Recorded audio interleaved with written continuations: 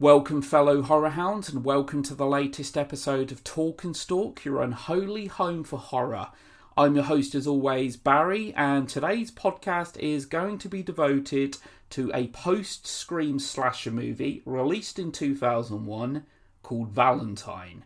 Now, recently I've been focusing on a lot of the golden age slasher movies, the likes of The Burning, The Funhouse, The House on Sorority Row. But quite recently, I actually did something a little more modern, 1998's Urban Legend, and I just thought I'd concentrate on another pretty modern slasher film, that being, as I said, 2001's Valentine. Now, I know a lot of people that really don't like this film. I know some people that actually hate this movie. Is this one of the best slasher movies of all time? Hell no. Is it a good slasher film? Not particularly. But is it one of the worst of all time? Not in my opinion. This is simply just a slasher movie that very much just goes through the motions. You know, it throws all the usual cliches out there. It's a modern slasher film, very much in the mould and vein of a slasher flick from the 80s. Scream, as I've said many times before, Scream very successfully revived the slasher genre in the 90s, and many films very quickly followed in its footsteps.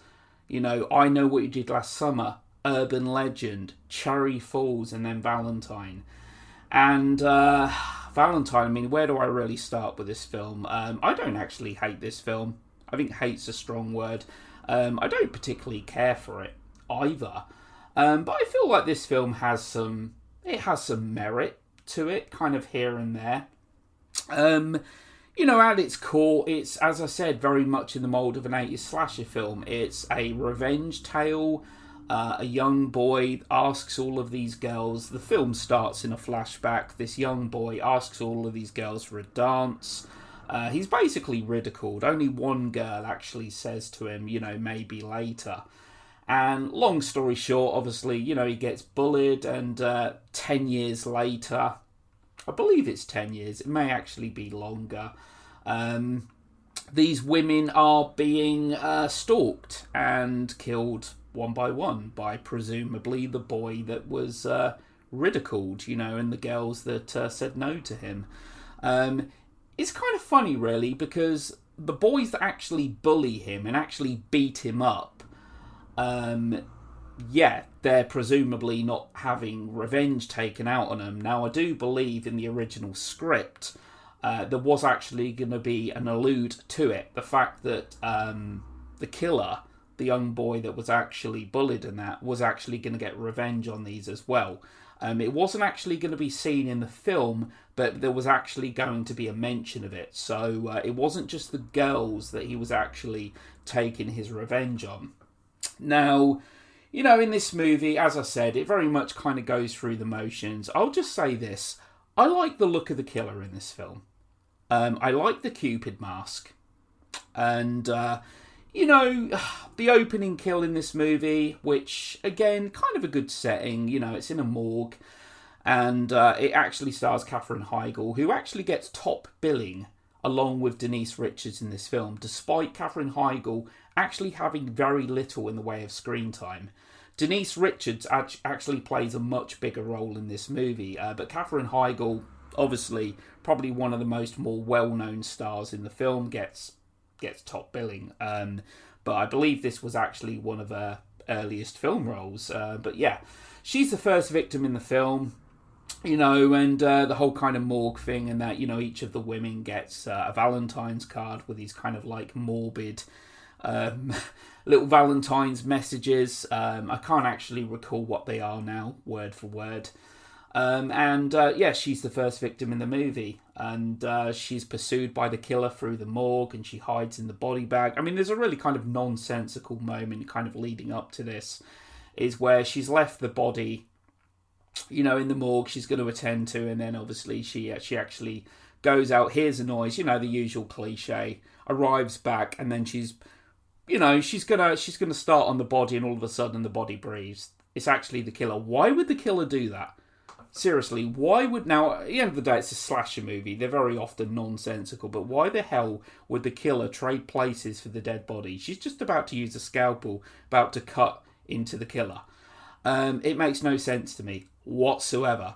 And presumably the killer would have had to have been undressed and probably even just lifted the top off, but I just don't see... I understand why it's there, to create, some suspense or whatever, but it's just completely nonsensical. And then we get this kind of cool little chase sequence, and she goes into the morgue, and there's all these body bags, and she's in one of the body bags. The killer actually goes from body bag to body bag, stabbing through each one. I don't know what she did with the body. She's climbed into a body bag. Where the hell's the body? Unless she's in there with the body, but I'm like, surely not two bodies can fit in one body bag. But anyway, she gets her throat kicked. Now, with this movie as well, this isn't a movie that's overly gory or anything like that. From what I understand, it was very heavily trimmed down as well. I do believe the director Jamie Blanks, Australian director who also directed Urban Legend 3 years prior, actually wanted this film to be gorier, but it was actually trimmed down. And there's been absolutely no plans whatsoever to ever release, kind of an unrated cut, a director's cut, if you will. Because as I said, this film really didn't fare well with most people. Now, I've also just got to say about this film as well, one thing that is very apparent very early on in this movie is that practically every male character in this film, aside from one, and that is David Boreanaz's character, they're sleazeballs, sex pests. Almost every single male in this film is just unlikable. This film throws out so many red herrings, but I don't think you have to be Sherlock Holmes to really work out who the killer is in this movie. You really don't. You don't have to be the world's greatest detective to really kind of work out who the killer is. But, it throws out red herrings. It throws out a few suspects in that. We get this guy introduced very early on in the film that's a complete and utter sleazeball. One of the biggest sleazeballs I think I've seen. I mean, I kind of refuse to believe that a man this... I don't know. I just find it hard to believe that a man could actually exist like this in the real world. But this real kind of sleazeball thinks he's God's gift. Then we get this other guy that, again, just thinks he's God's gift. I mean, there's a moment later on in the film at the Valentine's party where he tells Denise Richards' character to go upstairs. And he's got something to show her. It's a surprise. And she goes up. And he gets his penis out. And she's looking shocked. Why is she shocked? I mean, Jesus. I mean... What did she think he was going upstairs to the bedroom for? And then we also get a character that starts dating, I use the term very loosely, dating Dorothy, who to me was a believable character in this movie, actually. I think this film's not got a bad cast, but the only character to me that really kind of felt believable of the four main girls is the character of Dorothy. She was the one that was in a way ultimately responsible for the beating that Jeremy Melton actually took at the beginning of this film. She was a bigger girl, kind of an outcast, if you will. When she's caught with him doing things, she panicked and she actually said that, he attacked her, that she wasn't willing, etc. But what I kind of believe with the character of Dorothy in this film is that she's always felt like the outsider. She's, in her mind, she's still the big girl. The one that doesn't fit in, if you will. And she comes from a rich family. And this guy shows up and he's using her. Again, it gets back to every man in this film is just not likeable at all. He's using her, he's a gold digger, and then his ex shows up, etc. And she warns Dorothy about him. And he's a gold digger. He's only with Dorothy for the money, for what he can actually get out of her. The second victim in the film, her name is actually escaping me. She's got a boyfriend. Again, he's a bit of a sleazeball. The main girl, Kate Capshaw's character in this film, her character name is actually, I believe her name is Kate. But her neighbour as well is a bit of a sex pest. There's actually a scene where he breaks into her apartment and he's actually, putting on her underwear and whatnot, and he ends up getting killed anyway, with an iron. Even the police detective in this movie, someone that you're supposed to trust, is hitting it on with Paige, Denise Richards' character, throughout the movie. So even he comes across as a sleazeball, sorry. And, David Boreanaz, who, spoiler alert, is the killer in this movie. He's the one guy that actually seems remotely kind of likeable. He has an alcohol problem, and, he's split up with Kate, etc. He shows up during a few scenes of the movie, etc. Now, one of the kind of gimmicks in this film is that the killer actually has a nosebleed after each murder, which I do believe is actually a nod to a pretty underrated horror flick from 82 called Alone in the Dark, which as I said, I think it's a pretty underrated slasher movie. I think that film doesn't get enough attention, and I think that movie has one of the greatest casts ever assembled for a slasher flick. The likes of Donald Pleasance, Martin Landau, and Jack Palance. And there's actually a killer in that movie that actually suffers a nosebleed during each crime now, which is very much the case here. I do believe that's a definite nod. And there's also a little fact with this film as well. I believe this film had a budget of $10 million. It may have been a little lower, but it probably has changed since then. But I believe this was the cheapest film to ever actually have a Super Bowl spot as well, which is a pretty big deal for a film. I also believe that Tara Reid, who was also in Urban Legend, Jamie Blank's previous slasher film, was actually originally going to play Dorothy, who was played by Jessica Capshaw. And Jennifer Love Hewitt, obviously straight from I Know What We Did Last Summer, also was originally kind of lined up to play Paige, who of course actually went to Denise Richards. And I know that David Boreanaz is obviously in this film, and he 2 weeks apparently only took about 2 weeks to actually film all of his scenes. And from what I understand as well, there was actually a scene in this movie that was cut that basically kind of revealed before the reveal in this movie that he was actually the killer, that we actually got to see Dorothy, him actually knocking her out and actually putting Dorothy in the actual costume, and then she was disorientated and she falls down the stairs, etc. So we were actually going to get to see that moment in the film. I'm actually glad it was deleted, because it would have actually revealed to it being Adam before we actually saw that moment. And as I said, I don't think you need to be a genius to work out who the killer is in this film.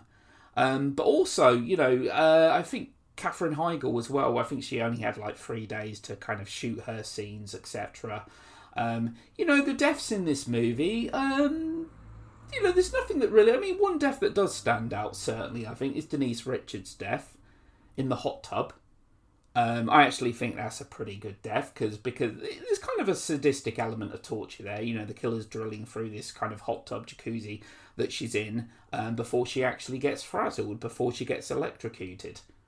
And as I said, with this film as well, it pretty much just throws all the conventions, all the cliches out there, etc.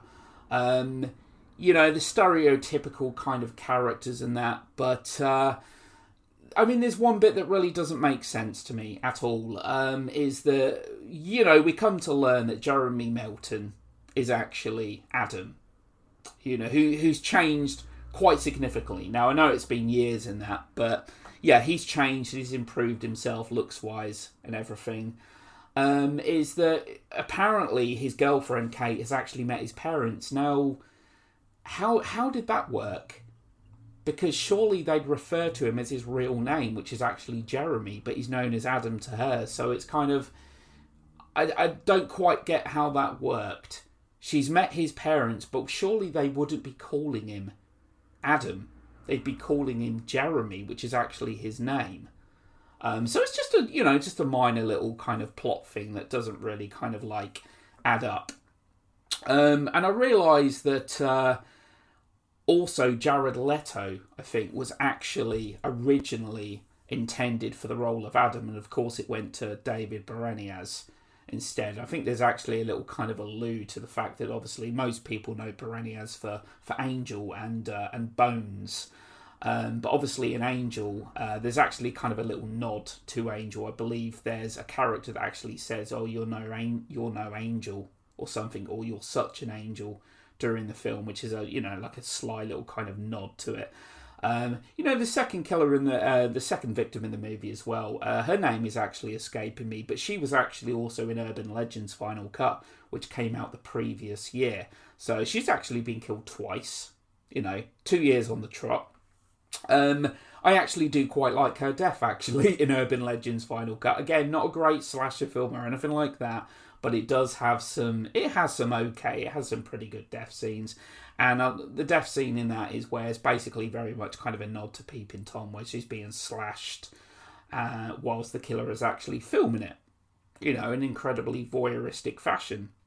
But yeah, she, in quite a symbolic way, if you will, she's actually killed with arrows by the Cupid mask-wearing killer in Valentine.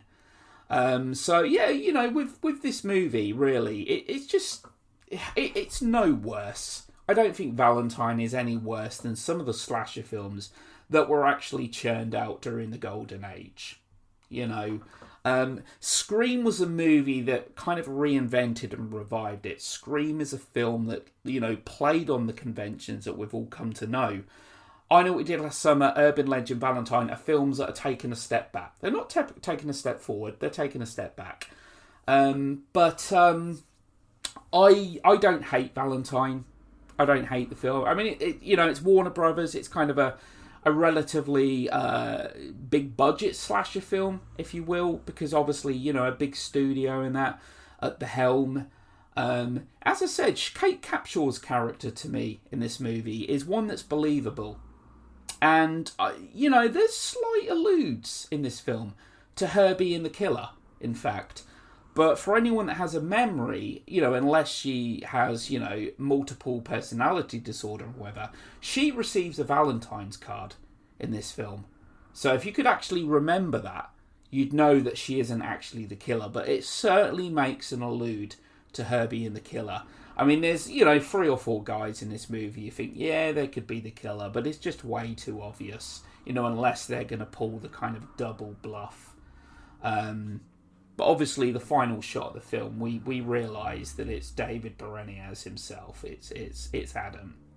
So I think Valentine. It's just a film that just throws all the cliches out there. It's very much in the mould of them kind of old school slasher films and that. I don't think there's really any particular characters that really kind of stand out in this movie. As I say, they're very kind of archetypal, and all of the men, there's just no kind of likeable men in this film either. It's almost like, I would have said that this film could have been directed by a female. But it wasn't. It was Jamie Blanks, because it almost feels like they're making commentary about this male world that women are living in and what they're like. And I mean, there's a speed dating scene where you get all these kind of archetypal men. There's a religious one. There's a sports nut. There's a real shy, awkward geek that actually crops up much later in the film at the party, who doesn't actually have a single speaking line. Very much kind of seems a real kind of dweeb, I highly doubt that he'd be going to a party like that. But, so Valentine, I don't think it's got a bad-looking killer. There's some little deaths here and there that I think are okay. I would have liked to have seen it uncut. I would have liked to have seen the murders actually, not being trimmed down as much. I do believe that, Jamie Blanks wanted a kind of a movie that was in the vein of them 80s slasher flicks and that, but I believe at first he actually thought that this was actually, being called Valentine, he actually thought that this was actually going to be a remake of My Bloody Valentine, which we did actually get in 2009, which I'm not ashamed for admitting this, that I actually think that the 2009 My Bloody Valentine ain't a bad remake. I don't think it's a bad slasher film. Completely and utterly unnecessary, certainly, but at the same time, there's far worse remakes out there. But of course, the 81 original is my favourite slasher flick of 81, and I actually think one of the very best slasher films from the golden age. So, yeah, I don't think Valentine actually warrants the hate. I know a lot of people that hate it. I know a lot of people that don't like it, and I can fully understand that. I can get it. It's a film that it basically tries to be like the old school slasher films, but it's just not as good as a lot of them from the golden age. I don't actually hate the score to the film either. I'm not ashamed to admit it doesn't really stand out or anything like that. Is it one of the best horror scores of all time? No.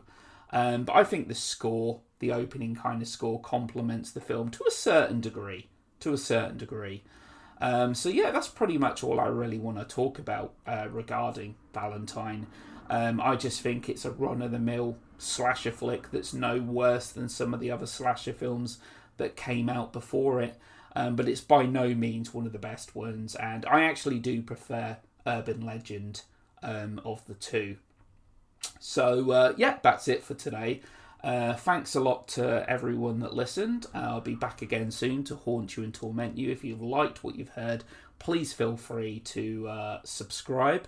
Any subscribe is just massively appreciated, and I'll be back again soon. Take care.